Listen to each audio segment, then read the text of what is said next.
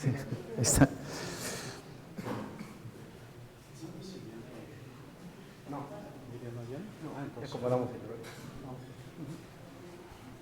No viene Miriam. Qué mala suerte. Vamos a poner que mañana cambia la para mañana. Mañana a las 7. Sí, sí. En el restaurante, en la cantina. Okay, welcome to our afternoon session. Now we have two matters from Simvestab with a talk, the quantum nature of the scalar field dark matter. Okay. Thank you very much. And thank you for organizing this nice conference, this nice workshop. It's a pleasure to be here. I want to talk about this thing, quantum nature of the scalar field dark matter. And I will show you that if this model is right, then it would imply that the galaxies are actually quantum mechanical. Everything, the world is quantum mechanical, but the effects of the quantum mechanics in the halo of a galaxy will be very important. Well, let me start with a very simple explanation about the model. This model, the scalar field dark matter model, was proposed by us in 1998 here, and since then this model has been rediscovered many times in with different names, as for example fuzzy dark matter, Bose-Einstein condensate dark matter, wave dark matter, ultralight dark matter, and all of them are exactly the same. The idea is very simple. You have general relativity together with scalar field, with a scalar field potential, maybe with an interaction between the scalar field and the rest of the matter. This interaction could be very small. For example, in superstring theory, this interaction could be important, but you have to take into account that this interaction should be very small, because this is what we observe. And in general, we will work with this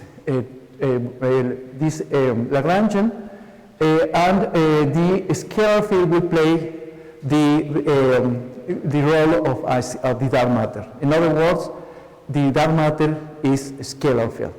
Well, the model consists in that you have here a potential, and you can expand this potential in Taylor series, for example here. But if you want that the scalar field behaves like dark matter, then you need that the scalar field comes into the potential where you have a minimum, and the scalar field comes into the minimum of the potential and remains there stable. Therefore, it is convenient to put this this potential in these terms, the four first terms, and we can parameterize this potential like this one. And we start with this potential in a very generic way. Of course, you can specialize, for example, the potential to many other functions like exponentials, or for example, cosh potentials, or something like that. Well, this model was proposed in 1998 and before for other guys, but the first group in the world that began to study this model systemaatomatically was here in Mexico. And after that, many years later, these four guys, Jeremy Stryker, Scott Remain, and Edward Witten, published this paper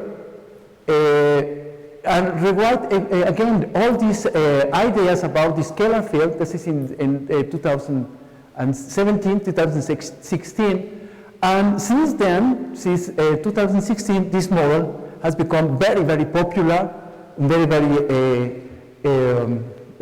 useful. You see, this is the paper of Witten here, and this is the paper, one of our papers. This is 2011, 2017, and you see even the equations has the same number, the same numeration. You have here the 23 and 24, and we have the 24 and 23, and exactly the same equations. And everything is very simple, very common. It's exactly the same. And since then, this model has become very popular. For example, you can see now in metro station La Raza, Here, there's people looking this this picture, and this is the scalar field dark matter in the Metro La Raza here in Mexico City. Well, now I will explain the model. This is very simple. Just start with the hypothesis that you have a scalar field as dark matter, as Jorge put that in the last talk.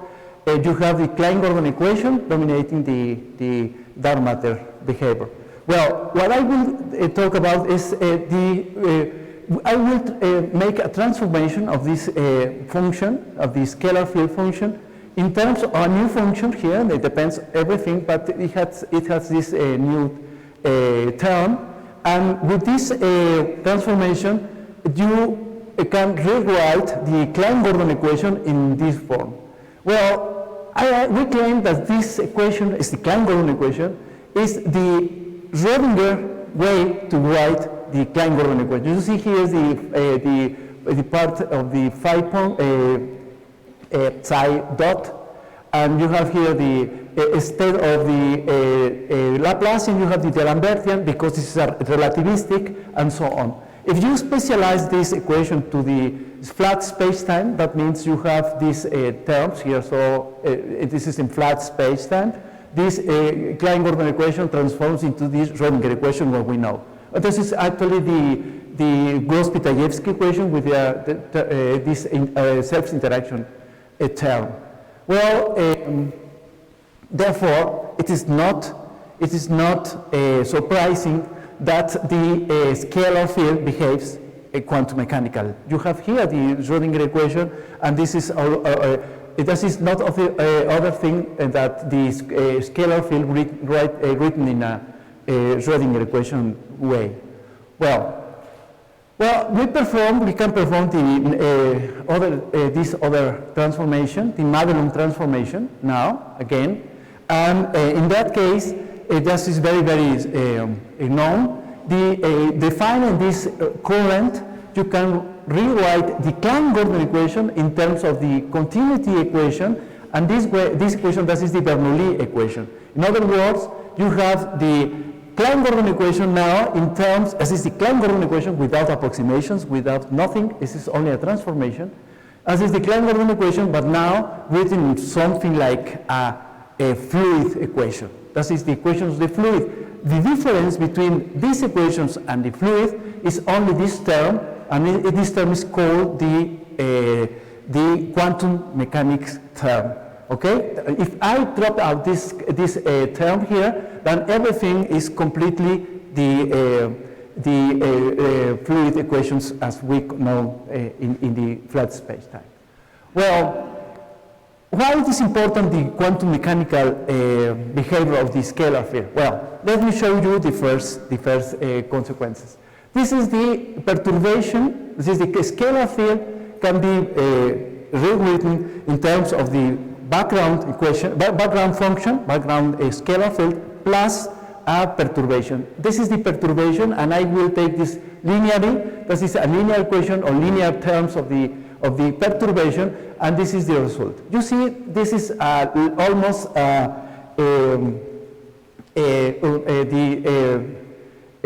equation of the oscillator, yes, and we know that if this term is oscillating, this term is in resonance with this term, then this function will go out. But if this term is not in resonance with this term, then this equation, this function will get down. Well, and that is the result. That means that for some values of this equation, with this is an oscillating term, then if they are in resonance, then we will have growing solutions. All of them are growing solutions, and suddenly you have not growing solutions but cutoffs. Okay. Then for some values of decay, this function here, this value here, this function will go up, but for other one will be not growing solutions here. Well, you see these terms here is in terms of the temperature of the scalar field.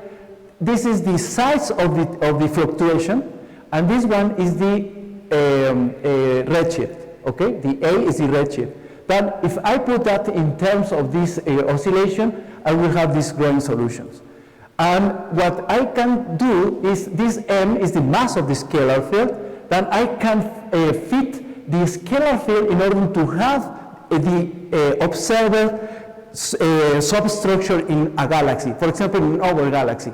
We know that for example, cold dark matter model predicts a lot of galaxies, a lot of satellite galaxies around our galaxy. Then I take the right number of galaxies in our galaxy, and then I fix this m in order to have the right number of galaxies in our galaxy. And the result is that if the mass is of this order, 10 to the minus 22 electron volts, then we will have the right number of satellite galaxies, for example, in our galaxy. Well, okay, but in that case, we have the only one parameter, or we have the lambda also, the side interaction, but for all of the rest of the talk, I will speak only about the mass. And this is the only one parameter I have to fit, I have to fix for our model. I don't have another parameter. Yes? Well, okay. I show you here the results of this is the Joseph Silk group in Oxford. They did exactly the same in 2015. We did that in 2001. And they found exactly the same result with the mass, the same mass. And after that, this Chinese group with numerical simulations, very, very nice numerical simulations, they found exactly the same, again, with the same mass. Then they certified, they came to the same conclusion. Well, now let me show you, okay, and what is the physics of all of this thing? The physics is that, remember, the scalar field is a quantum field. Then what happened? Well, if you have a very, very heavy particle creating the dark matter, then you will have a structure in every sizes. For example, with the neutralinos or something like that, you can have very small objects formed. For example, in the case of the protons, you have, for example, satellites or something like the moon or like the. And with this scalar field, because it's too light, too ultralight, yeah, you will need a lot of particles, a very big amount of particles in order to form stable gravitational objects. And therefore, you cannot form very big, very small objects, only enough big objects. And therefore, you have a natural cutoff. And this is because of the particle, of the mass of the particle. Well, this is the first result of the behavior, of the quantum mechanical behavior of the scalar field. Now, let me show you another. So this is, again, the same perturbation equation, again, and I make the transformation I did in the first transparencies, and I define the velocity. This velocity is the gradient of this function here in the transformation. Well, if you do that, the density of this Klein-Gordon equation transforms in this way, and I can drop out for example, all the relativistic terms. For example, the terms depending on two derivatives or something like that. All the relativistic terms are here, and I can rewrite the Klein-Gordon equation in the non-relativistic approximation in this way. Well, you have here the quantum mechanical term. This is where the quantum mechanics is explained. Well, suppose that now the density and the S function depends only on the evolution equation and the evolution parameter on time. And this happens, for example, when you are working with only the background of the scalar field. Well, then the scalar field equations can be solved. For example, this equation, V is equal to 0, here is at the gradient, this equation is 0 equal to 0, and you can rewrite this equation in this way. And you see, this is the first solution, and this equation can be very, very easily solved, and you have that the density goes like 1 over a to the cubic. That means the scalar field in the background behaves exactly as cold dark matter. Therefore, cold dark matter, scalar field dark matter are a cosmological level exactly the same. There is no difference. Okay, and this is a natural result. This is not another thing. Well, we can now perform a perturbation, like in the, you will make that in the colder matter case, and manipulate the equations. At the end of the day, what we obtain is the evolution of the density contrast, that means of this delta, and you have, this is the scalar field equation for the density contrast evolution. Well, if you compare that with the colder matter evolution, you obtain that. And the only difference is that here, this V is the velocity of the sound. And here is a velocity coming from the quantum mechanical behavior of the scalar field. But if we compare the evolution of them, both, you obtain these equations. This is in 2001. And you see this is for a big fluctuation, for example, for a cluster of galaxies. And this is for a small cluster of galaxies. This is a small fluctuation. And you see, here is the redshift. And after a while, the black line here, you see, is the corresponding to the colder matter evolution. He is, and the oscillating lines is because this is the scalar, different initial conditions for the scalar field. And you see the evolution is exactly the same as colder matter after a while. He is very, very early and he is a little later, but then both fluctuations evolve exactly the same way. In other words, we expect, and this is recovered, we expect that the colder matter and the scalar fielder matter evolution of the fluctuation are exactly the same. And we don't have any difference. This exactly the same result was done by Pedro Ferreira in Oxford in 2015, and they obtained a very, very similar result, again with the same mass, 10 to the minus 24, it's not here one, okay, for different size of fluctuations. Well, yeah. This is for the action thing, right? The other one, the result for Pedro Ferreira. No, this is also for scalar field generic, m to equal to phi 2 square. It's exactly the same, yes. Not for the action field was made also for Marsh and in several papers, but this one is exactly the same result. Well, in 2001, we did also the evolution of the cosmic microwave background radiation profile and the mass power spectrum profile. And the black line here is the colder matter, and the other ones is for different masses. We did that in 2001, but the people like, again, Pedro Ferreira and the group together with Marsh, they did that in the same way and obtained exactly the same result with different masses. You see here, and with better data, we can do that again in 2016, and you see the colder matter and the scalar fielder matter are exactly the same in the evolution of the mass power spectrum and the microwave background spectrum.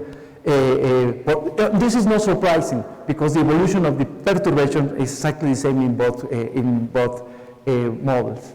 Well, then, in other words, for the big scales, cosmological scales, scalar fielder matter and colder matter are the same. Well, and this is surprising because we didn't expect that they both were so similar. But you remember, colder matter is very, very successful in the big scales, But in small scales, they are different, and small scales is where a colder matter has some problems. Well, the first one is in 2000 we did some fits of the rotation curves of galaxies. They were very primitive, you can say that, okay? But after that, in 2002, we did some numerical simulations here with Miguel Alcubierre. The numerical simulations show that the scalar field collapsed and formed very stable objects. Here's a spherical symmetric evolution. And the surprise was that in the center of the scalar field halo, yes, we have that the density profile is very, very flat, is core. And then we used that in order to fit some galaxies. At that time, in 2008, those were the best data we had in that time. And you can see that we can fit some galaxies. This is very, very in the center of the galaxies. Here is this is the zoom of this galaxy, and we can fit the center of the galaxies almost very well. Well, it was the first surprise, and again, is the quantum mechanical behavior of the scalar field. What happens?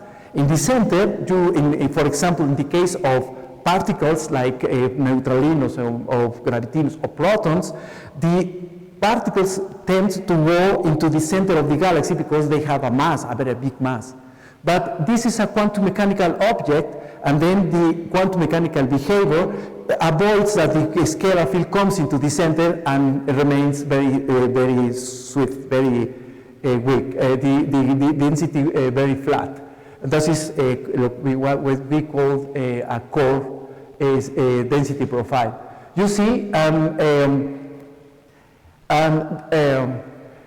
we did some, done in 2014, this numerical simulation did by this Chinese group.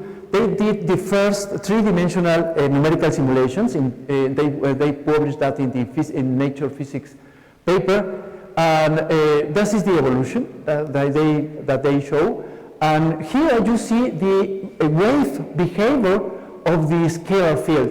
They called this model wave dark matter, therefore, because the wave behavior is very important. And you see here where the waves collide, then they form structures and with densities that simulate very, very well the galaxies. This is the result of the wave equation, the wave dark matter or the scalar field dark matter, and you compare that with the same initial conditions.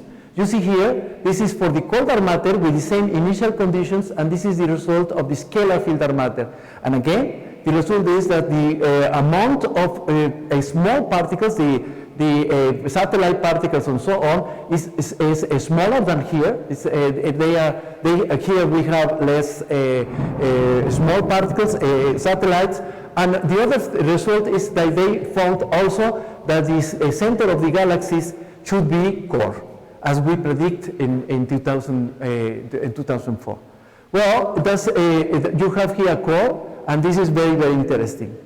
Well, this is the evolution of gas coming into a halo of scalar field dark matter, and you see the gas evolve and simulates very, very in a very, very similar way the behavior of a galaxy. You see the spiral arms and everything is coming here, and this is a simulation using very common software. This is nothing special.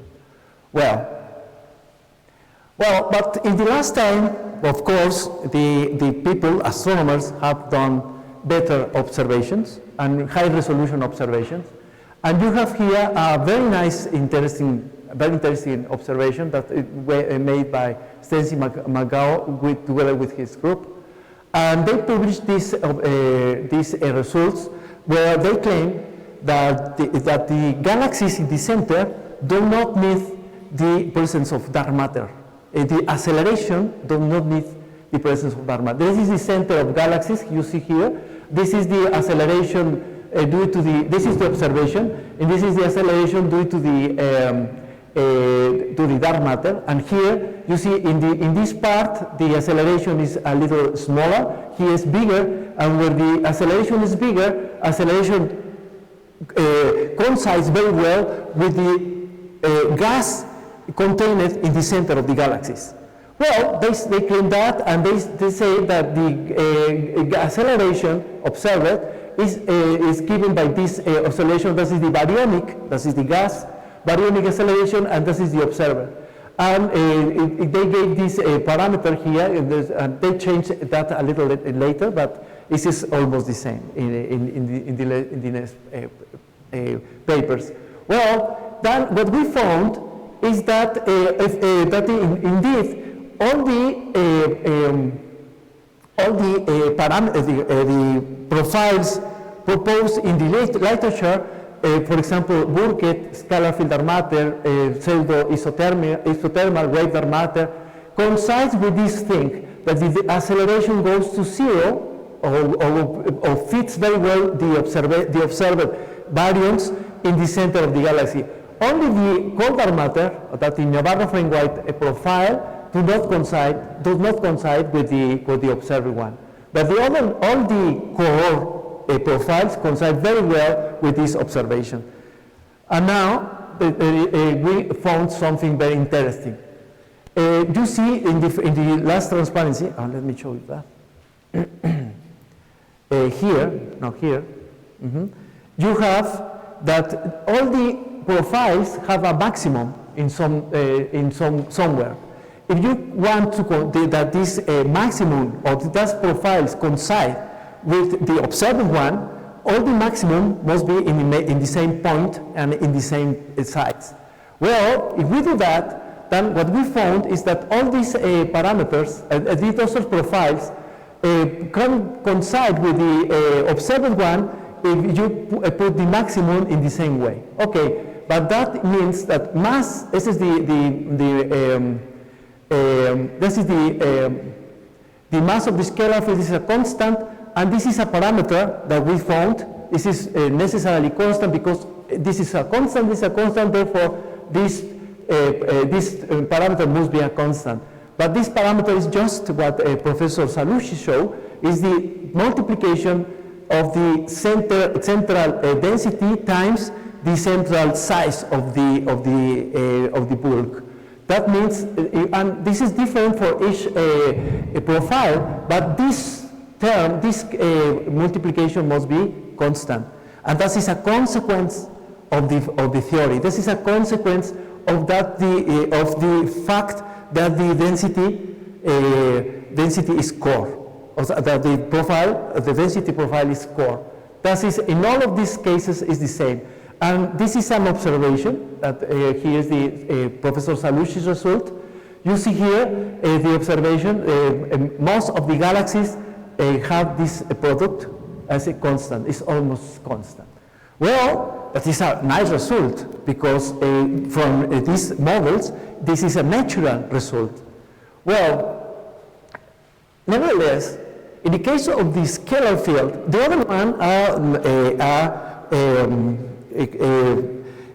profiles. They are proposed profiles. They are not coming from a theory or principle or principles from the first principles. Sorry, for first principles. But the scalar field comes from first principles, and they have this relationship. And this is because the Klein-Gordon equations have a scale invariance.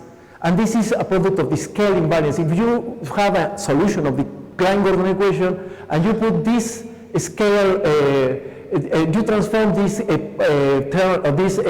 functions in this way, the solution is the same. Therefore, you have a scale invariance. And this scale invariance have to must be taken into account. If you take into account this scale invariance, you come to this formula.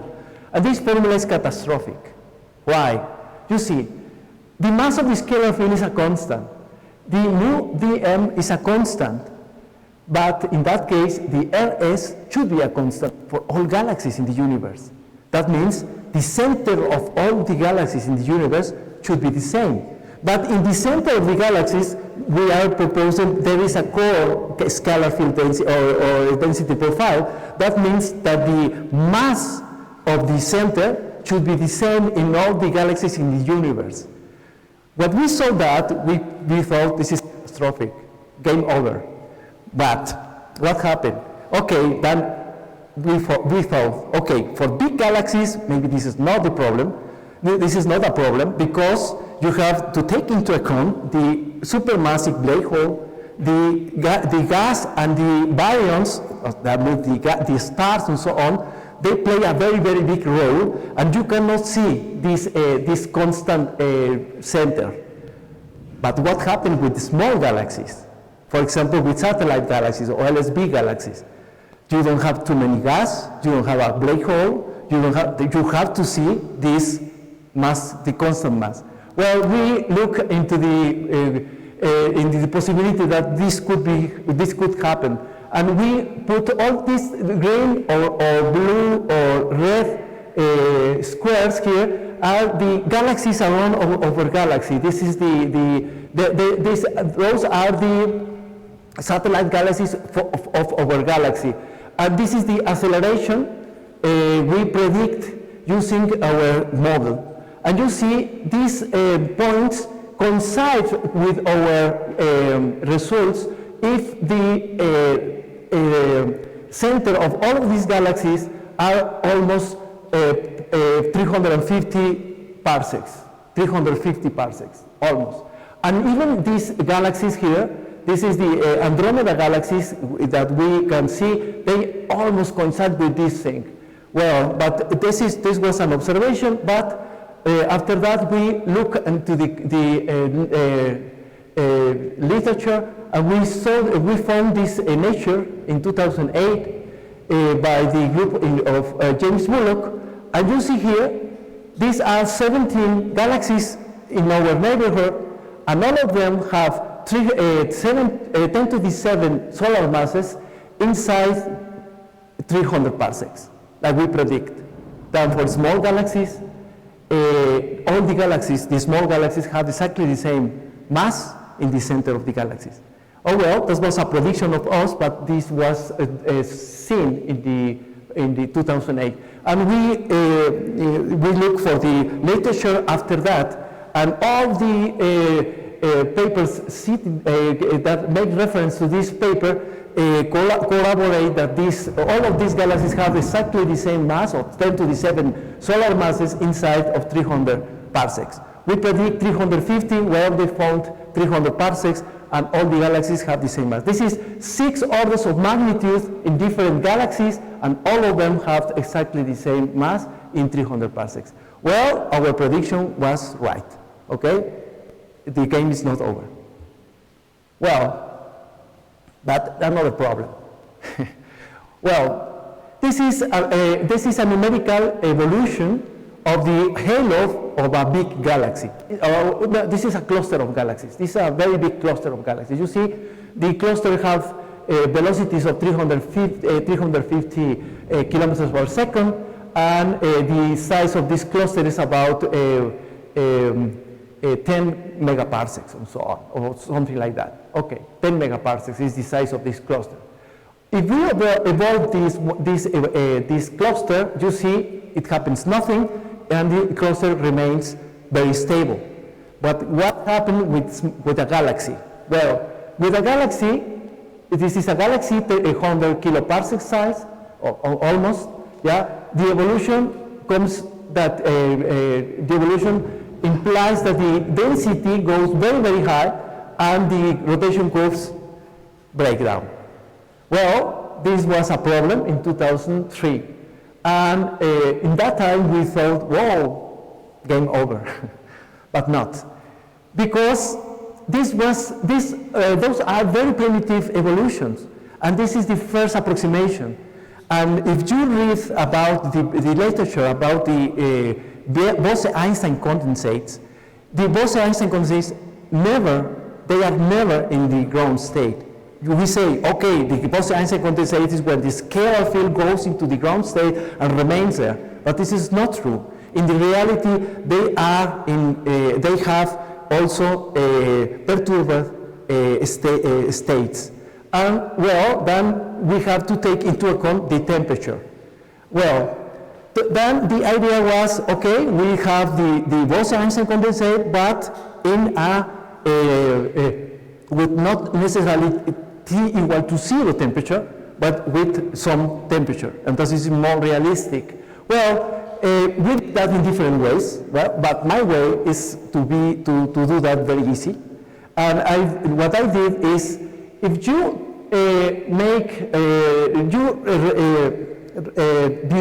when you take into account the literature in 1980, people were working in the Higgs potential. This is scalar field, but in a for a temperature different to 0.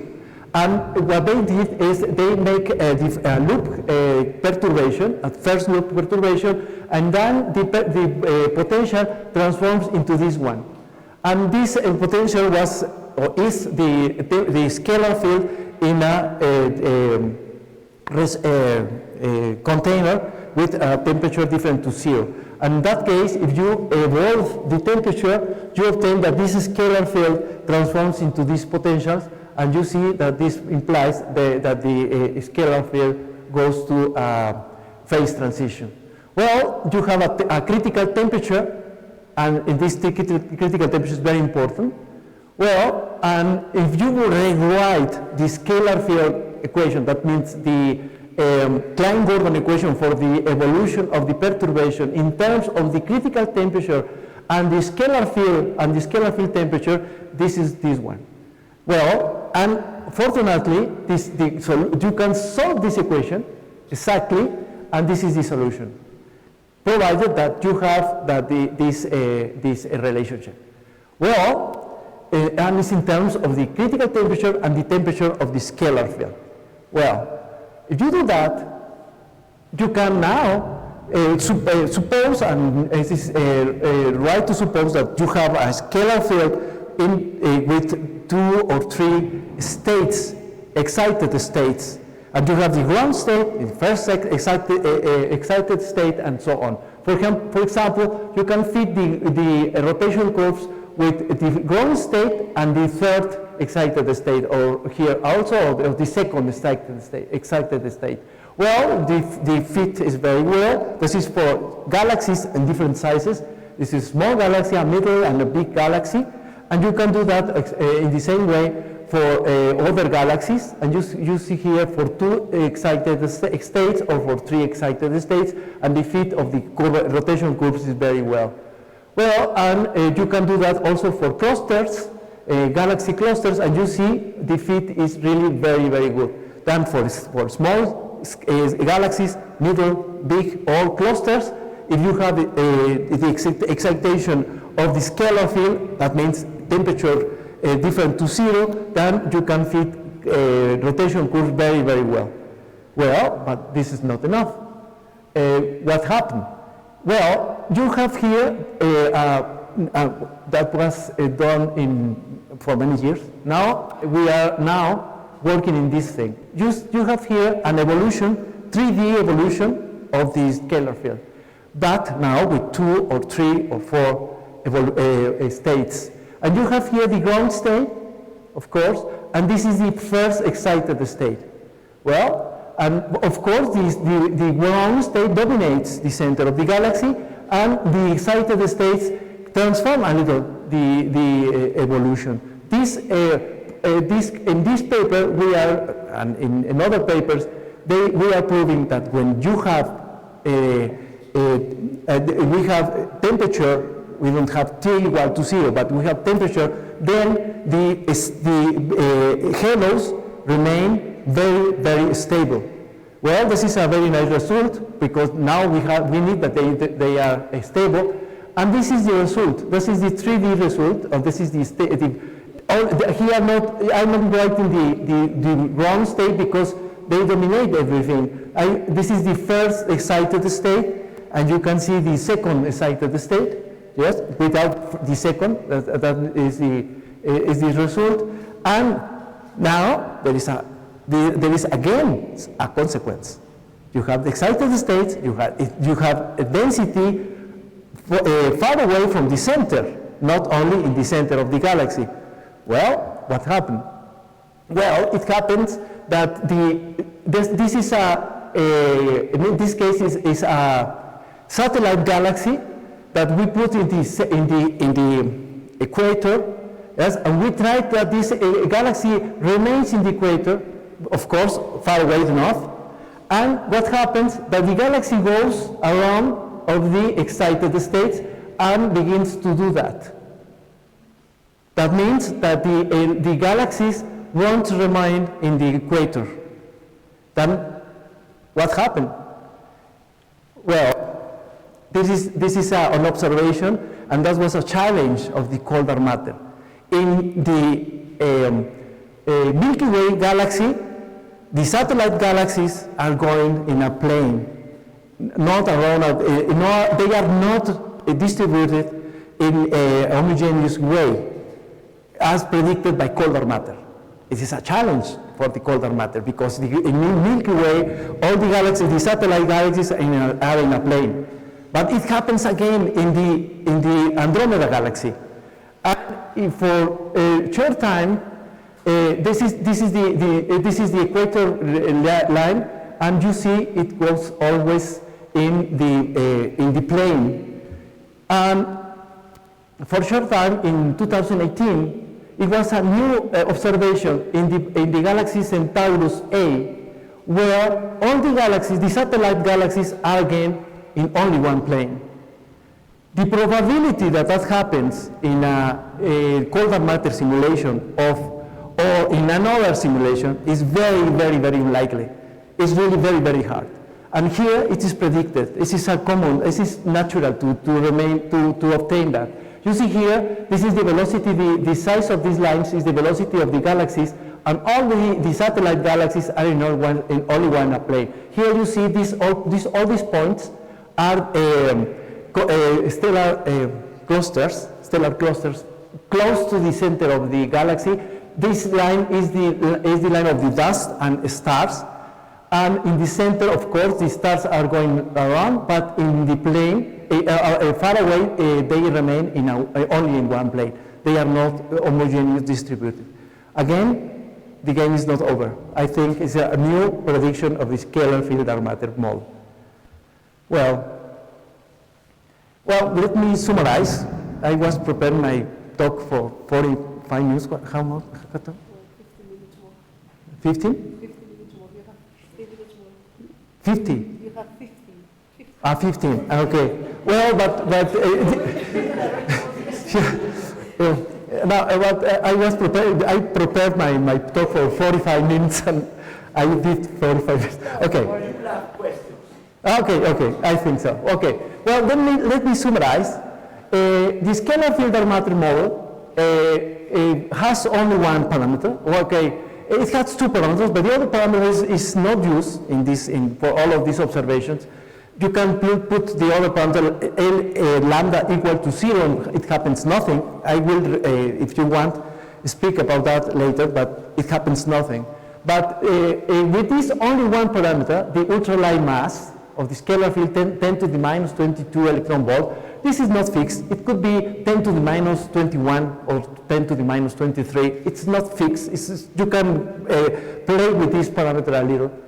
You can fit the evolution of the cosmological densities, the rotation curves of galaxies, the central density profile is core. With this mass, you obtain the critical mass of collapse of the scalar field, and it's just 10 to the 12 solar masses. The central density profile in dark matter is flat. The scalar field has a natural cutoff, and therefore we have the right number of satellite galaxies in our galaxy, and the scalar field has exactly the right amount of sort of substructure. And I didn't speak about that, but the scalar field forms galaxies earlier than the cold dark matter model, and forms Bose-Einstein condensates, because actually the scalar field forms galaxies because of condensation and not because of hierarchy. We don't need that the galaxies form small and bigger, no. These galaxies form from the beginning because of condensation. Then we can, if we see very big galaxies in a very big redshift, then the scalar field is right. If you don't see that, then the scalar field can be dropped out. Okay, and therefore, because of all of that, the conclusion is that the scalar field dark matter model is still an excellent alternative candidate to be the dark matter of the universe. Thank you.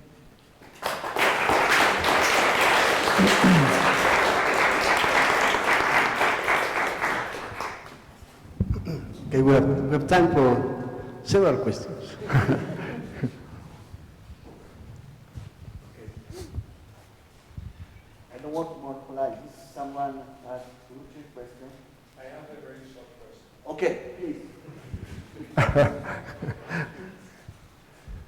So yeah, you said that you take the number of satellite galaxies in order to fix the mass of the scalar field, the scalar particle. So, but I can imagine that there are many galaxies with many satellites. So, imagine you have a galaxy with no satellites at all. I can imagine something like that exists. Imagine that you have a galaxy with 1,000 satellite galaxies.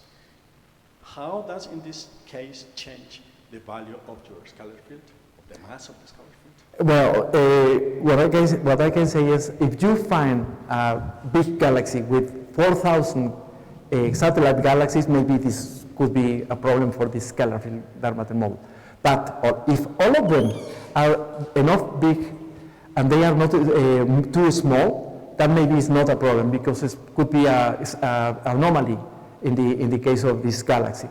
This is possible. Of course, you have to take into account that the galaxies are very, very different and so on.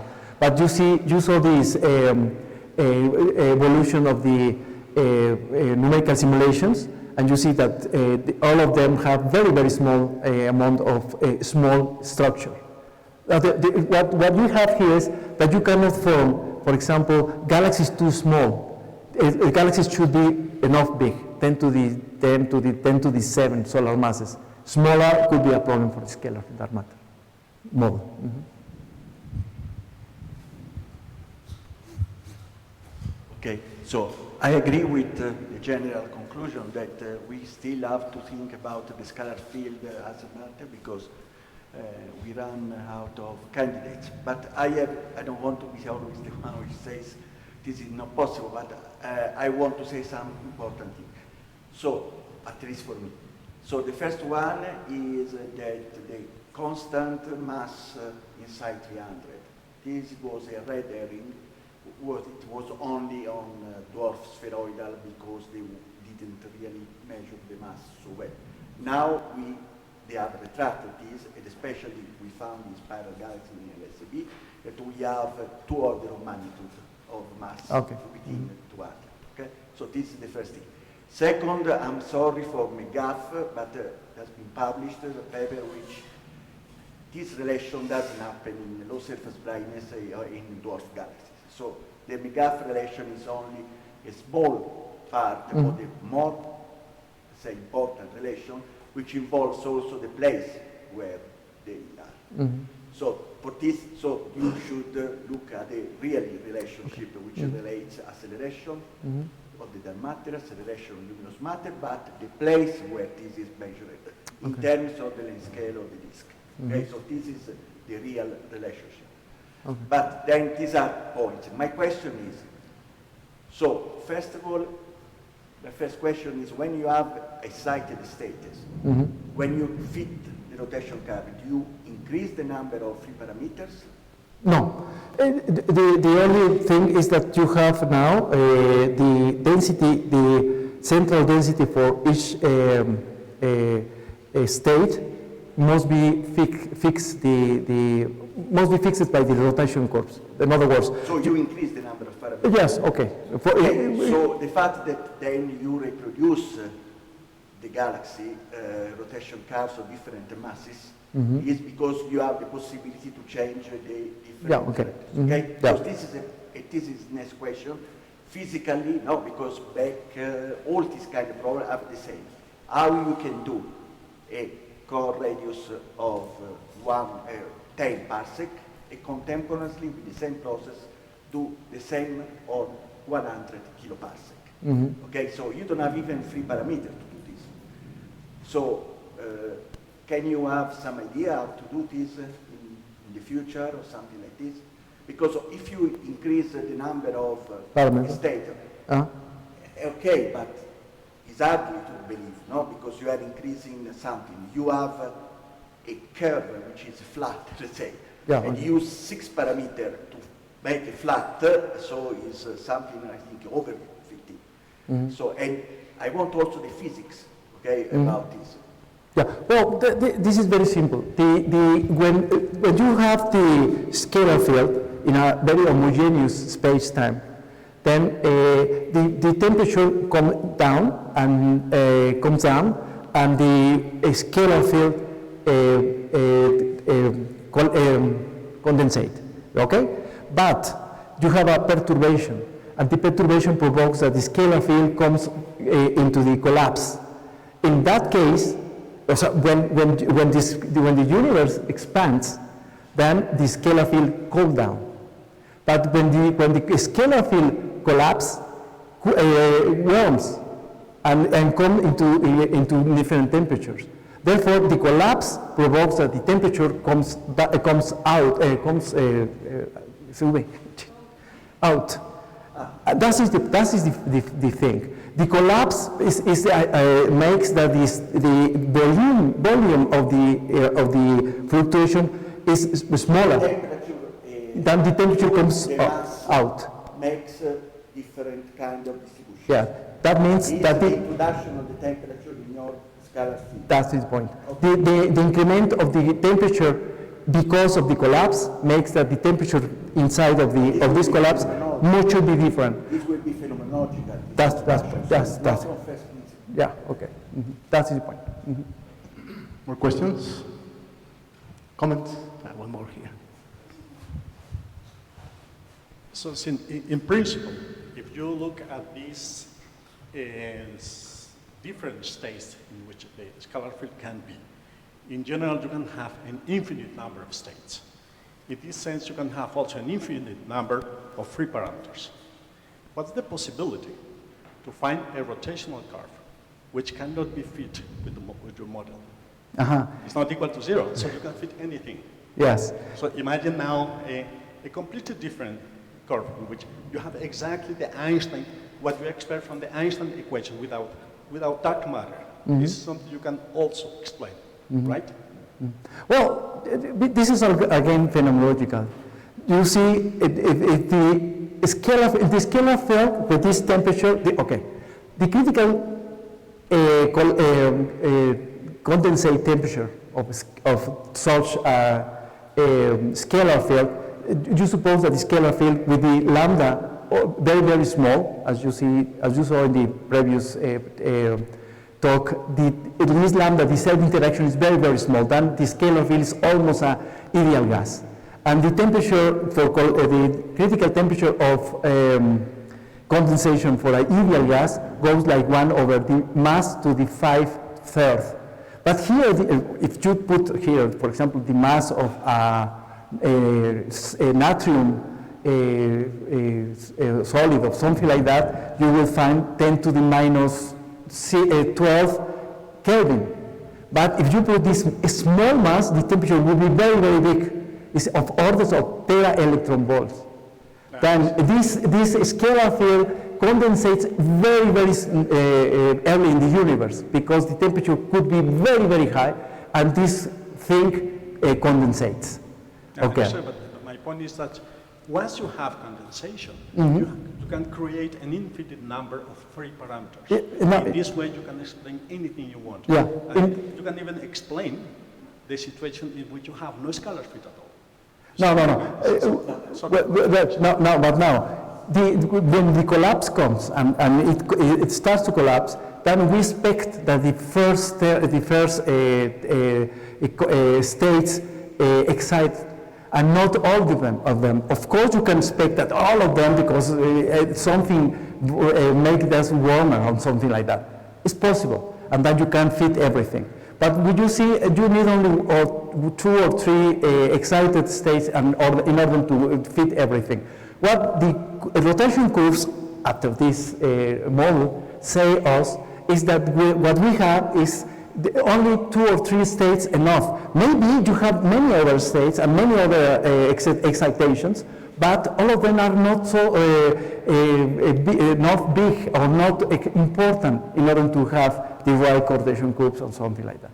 Then the rotation curves are the fit of these excitations in the scalar.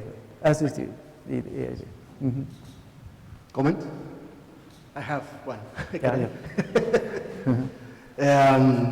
If you have a condensation of the scalar field, for example, you can prove that the number of particles, the total number of particles in the excited state is less than the 10% of the total number of particles. So you can not have an infinite number of excited states in the condensation because you have a phase transition.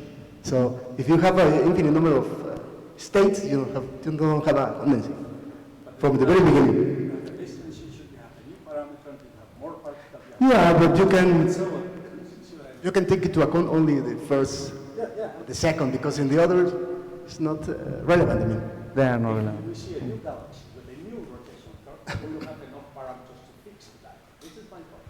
yeah. I understand that. You need Yeah, I right now understand. need a finite number of parameters because we have a finite number of curves. Once you have more rotation curves, you will need more parameters. That's my point. Okay. It's not a back then. So, questions? Here.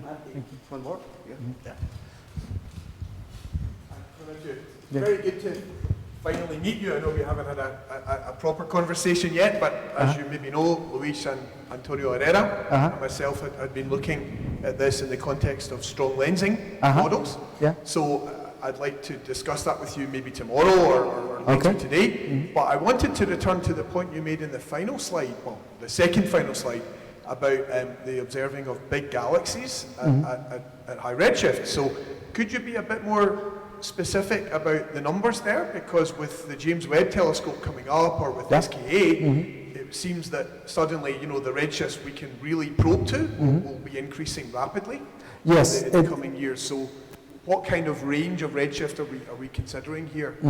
Well, the evolution of these, the fluctuations we saw is that with the difference with colder matter is colder matter forms very small objects at the beginning, and they start to collide, and they form hierarchically the bigger and bigger galaxies. And here you don't need that, because they even condensate before very, very early in the universe, and they form these halos of galaxies before recombination. Well, that's specifically what I wanted to ask you, if it was even before recombination. Yes, Okay. before recombination. Then when recombination comes, the halos of the galaxies are formed, and they begin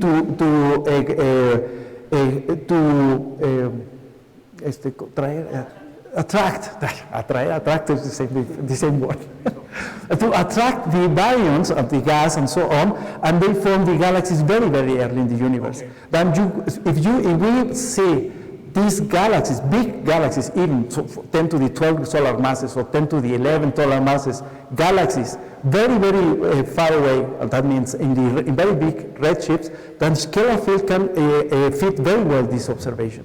And I think colder matter will have problems because the hierarchical formation of these galaxies will take a longer time to form the galaxies. So just again to be quite specific, when you say if we see these galaxies, well, how would we see them? What do you have in mind there? Because this might be even too early for much star formation, but would there be other ways to just basically measure the mass and the clumping of the mass? No, we are thinking, for example, that we should see some galaxies, for example, 10 to the 11 solar masses in redshift like 11 or 10, for example. And if we see that, then this scalar field will be very good, no problems. And your detection is very difficult, no? So to be before 7 Yes, is it's very difficult. very difficult. Yeah, that's right. What would be the kind of, what's the word I'm looking for? What would be the marker of it being a galaxy? 10 to 12, I think 10 to 11, redshift 7. Yes, Yeah. yes. But again, could be other theories that can explain. Of course. I think this observation will be the final observation for the scalar field dark matter. Maybe all together, but one of them is not enough because other models, even for example, the core galaxy, the core density profiles, and so on. They can be predicted by other models, even for the colder matter. They say with gas colliding and supernovae and something like that. Okay, but altogether maybe will be the. Sorry, others maybe have questions, but I just want to check I'm not being stupid. No. Because my point is, you know, you're saying we would see these galaxies. So how would we actually do that? Would this be from there being neutral hydrogen around, and we would measure rotation curves that would allow us to infer the mass? Well, I think to measure the rotation curves for so longer, bigger galaxies is very, very difficult today. Maybe in the future, I don't know, maybe. But if we measure these rotation curves in, for example, galaxies in redshift equal to 7 or something like that, then we can say, well, this is the galaxy is big enough and stable enough, and this model will be okay with that. Now, this is why I mentioned SKA. Yes. I'm not sure of the numbers, but I think maybe it Maybe, would be more yes, possible yes. with SKA to go to Yeah. approaching those redshifts. Yes. But in my opinion, if we continue seeing, for example, this phenomena that the galaxies have satellites, and all the satellites, or most of the satellites, are in a plane and not homogeneously distributed, this will be very difficult for another model to predict. It will be very, very difficult. This is because of the quantum mechanical nature of the scalar field, and here it is natural. No? That is the difference. I think this is the main point, I think. Okay, let's thank one of you.